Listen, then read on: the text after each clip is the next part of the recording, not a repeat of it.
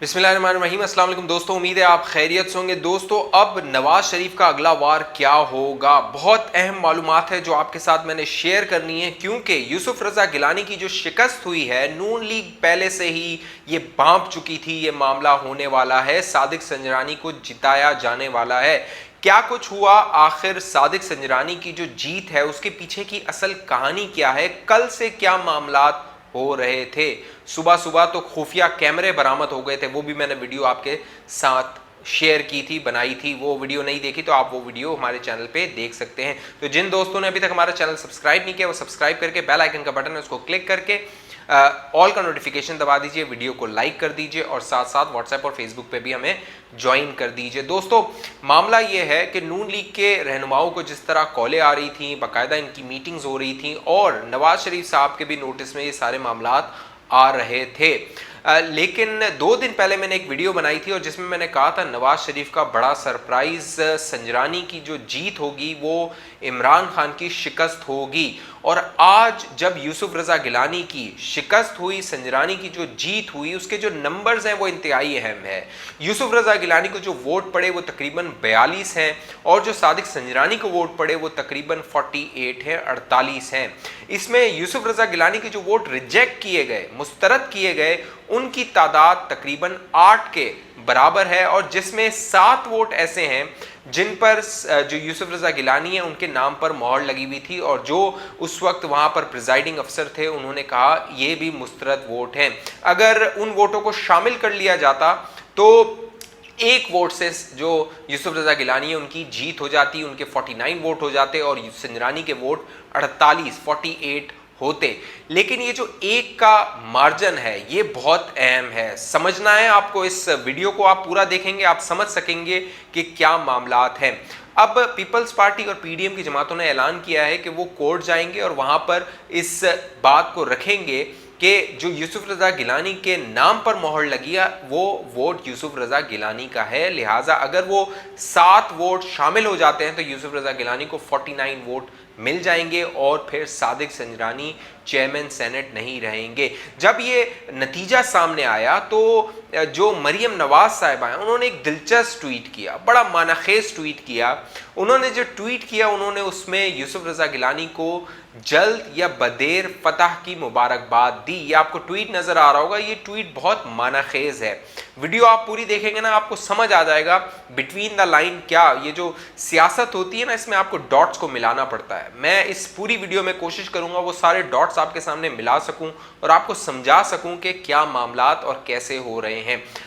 यूसुफ रजा गिलानी को शिकस्त हुई, सादिक संजरानी की जीत हुई, तकरीबन 48 वोट मिले सादिक संजरानी को और 42 वोट मिले यूसुफ रजा गिलानी को, जिसमें 7 वोट जो है वो ऐसे थे जो कि काबिल कबूल थे लेकिन उन्हें मुस्तरद कर दिया गया। अब पीपल्स पार्टी का ये दावा है कि जब वो सेक्रेटरी सेनेट के पास गए थे तो उन्होंने बताया था वोट डालने का तरीका और वो वही वोट डालने का तरीका था जिस तरह के वोट मुस्तरद हुए यूसुफ रजा गिलानी के। ये वोट आपको नजर भी आ रहा होगा। अब जब ये गए सेक्रेटरी के पास तो सेक्रेटरी ने क्या बताया था ये क्लिप देखिए, उसके बाद मैं आगे और आपको बताता हूं कि नवाज शरीफ का अगला वार क्या हो सकता है। ये क्लिप देखिए। अच्छा, यहाँ अंग्रेजी में नाम होगा या उर्दू में नाम? उर्दू में आएगा। तो स्टैम्प इसी में कहीं करनी है स्टैम्प? स्टैम्प होगी जी, हाँ इसी कॉलम में कहीं यहाँ कहीं भी कर देंगे। इस बॉक्स में आपको स्टैम्प करना पड़ेगा, इधर स्टैम्प और ये नाम नहीं लिखना पड़ेगा। नहीं, नाम तो वहाँ पे लिखा होगा, उर्दू भी अंग्रेजी इधर हाँ ऐसे लग के नाम उर्दू में नाम उर्दू में आएगा, ये उर्दू में आएगा, उर्दू में नाम आएगा और ये इस किस्म की स्टैम्प होगी जी। इधर नहीं स्टैम्प इधर स्टैम्प है, स्टैम्प कहीं भी कर देंगे बॉक्स में, इस नाम पे जो होगा इसमें कहीं भी कर सकते ठीक हैं। है, ये स्टैम्प हो जाएगा। इसमें पूरा है, कहीं भी हो सकती है। ये इंग्लिश ये में 2 नाम होंगे ना। दोस्तों, नून लीग की जानिब से और पीपल्स पार्टी की जानिब से ये बार बार मुतालबा किया जा रहा था कि मुक्तदर हल्के जो हैं वो न्यूट्रल किरदार अदा करें। नवाज शरीफ साहब, मरियम नवाज साहिबा, शाहिद खान अब्बासी और नून लीग के बेशतर रहनुमा ये बार बार कह रहे थे कि हमारे रहनुमाओं को कॉलें आ रही हैं और कहा जा रहा है कि आप रियासत के उम्मीदवार को वोट डालिए, कौम के वसीतर मफाद में। लेकिन उन्होंने ये सारी बातें सामने ले आए, बाकायदा उन्होंने कहा हमारे पास कॉल रिकॉर्डिंग है। लेकिन जो यूसुफ रज़ा गिलानी थे वो बहुत पुरुमीद थे कि जो इस्टेब्लिशमेंट है या मुक्तदर हल्के हैं वो न्यूट्रल हैं। बाकायदा यूसुफ रज़ा गिलानी से सवाल हुआ था तो उन्होंने कहा था अब तक न्यूट्रल हैं। लेकिन दिलचस्प बात यह है कि जब यूसुफ रज़ा गिलानी की शिकस्त का ऐलान हुआ तो तलाल चौधरी ने एक ट्वीट किया और तलाल चौधरी ने अपने ट्वीट में कहा न्यूट्रल का बिलावल साहब, न्यूट्रल का मज़ा आया। तो इस ट्वीट से भी एक पैगाम दिया गया। मरियम नवाज साहिबा ने कहा कि फतह देर या जल्द मुबारक हो। तलाल चौधरी साहब ने कहा कि न्यूट्रल का मज़ा आया। बड़ा दिलचस्प ये जो पूरे मामलात है ना, बड़ी ज़बरदस्त, और इसको आप डॉट को कनेक्ट करें तो आप खुद समझेंगे चीज़ों को कि किस तरह के मामलात हो रहे हैं। अच्छा, एक दिन पहले जो 11 तारीख को जो सेनेट की कार्रवाई थी वो सुबह 11 बजे ख़त्म कर दी गई, लेकिन मुसद्दिक मलिक साहब बता रहे थे कि जो अलविदाई खिताब था वो भी नहीं करने दिया गया। और जब पूछा गया तो इंतज़ामिया ने बताया कि हमने पोलिंग के लिए इंतजामात करने हैं। और फिर अगली सुबह जब आपने देखा 12 तारीख को वो खुफिया कैमरे भी निकल कर सामने आ गए। तो मुसद्दिक मलिक साहब का कहना था ये वो इंतजामात थे जो ये करना चाह रहे थे, अब ये खुफिया कैमरे भी सामने आ गए हैं। बाकायदा सादिक संजरानी बड़े कॉन्फिडेंट थे और सादिक संजरानी सुबह 5 बजे तक सेनेट की इमारत में थे, वो सारे इंतजामात को देख रहे थे जो ये इलेक्शन होने थे। लेकिन अब इस पूरे मामले में सबसे दिलचस्प जो चीज़ है वो है नवाज शरीफ साहब, क्योंकि पीडीएम की जमातों में नवाज शरीफ की जो पोजीशन है वो बहुत अब मुस्तहकम हो गई है, मजबूत हो गई है। उसकी वजह यह है कि नवाज शरीफ साहब का शुरू से ये बयानिया था कि मुक्तदर हलकों को सियासत में नहीं आना चाहिए, वोट को इज्जत मिलनी चाहिए। अब जो जरदारी साहब हैं उन्हें भी इदराक होगा कि नवाज शरीफ का बयानिया ठीक था, ये वो बात ठीक कर रहे थे, क्योंकि जिस तरह जरदारी साहब को धचका लगा है, पहले 3 मार्च में जब उनके यूसुफ रज़ा गिलानी को फतह हासिल हुई तो वो अनएक्सपेक्टेड थी। जो जरदारी साहब थे वो तवक्को कर रहे थे कि 20-25 का मार्जिन होगा, लेकिन वो मार्जिन तकरीबन 5 का था।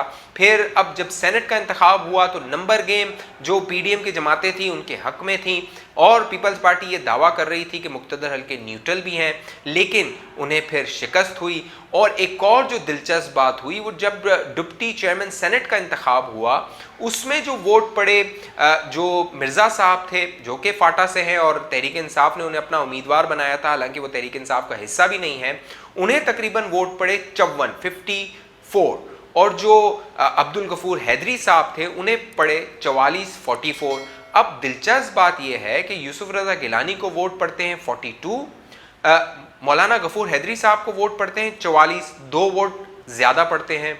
जो सादिक संजरानी हैं उन्हें वोट पड़ते हैं 48 और जो मिर्ज़ा साहब हैं डिप्टी चेयरमैन के लिए उन्हें वोट पड़ते हैं तकरीबन 54।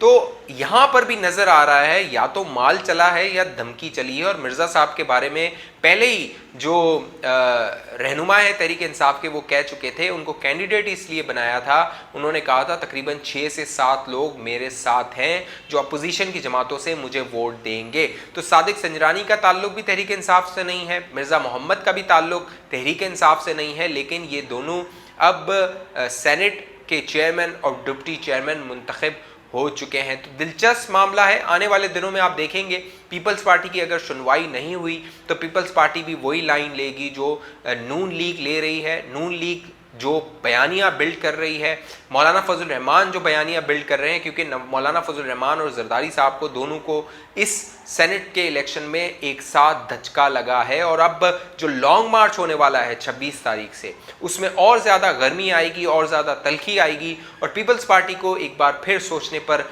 मजबूर होना होगा कि उसकी लाइन क्या होनी चाहिए, क्योंकि ये बहुत बड़ा सेटबैक है। जरदारी साहब ने बहुत इन्वेस्टमेंट की थी। जब यूसुफ रज़ा गिलानी को नामजद किया गया था तो उन्हें भी ये तवक्को नहीं थी यूसुफ रज़ा गिलानी को कि वो सेनेटर भी बन सकते हैं, लेकिन जरदारी साहब ने उन्हें कहा था मैंने सारा इंतज़ाम कर लिया है।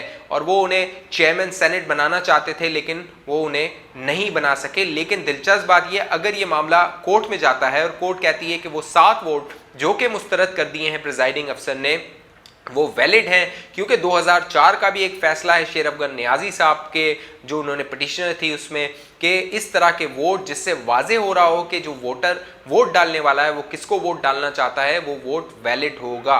तो यूसुफ रज़ा गिलानी के अगर वो 7 वोट वैलिड हो जाते हैं तो यूसुफ रज़ा गिलानी चेयरमैन सेनेट बन जाएंगे। इसीलिए मरीम नवाज साहिबा ने ट्वीट किया कि जल्द या बदेर यूसुफ रज़ा गिलानी को फतह मुबारक हो। अब ये बहुत कॉम्प्लिकेटेड चीज़ें हैं, पीछे बिहाइंड द सीन बहुत कुछ होता है, बहुत मामलात तय होते हैं, बहुत बार्गेनिंग होती है, मुस्तकबिल का जो जायचा है वो पूरा बनाया जाता है, सियासी मंजरनामा क्या होगा।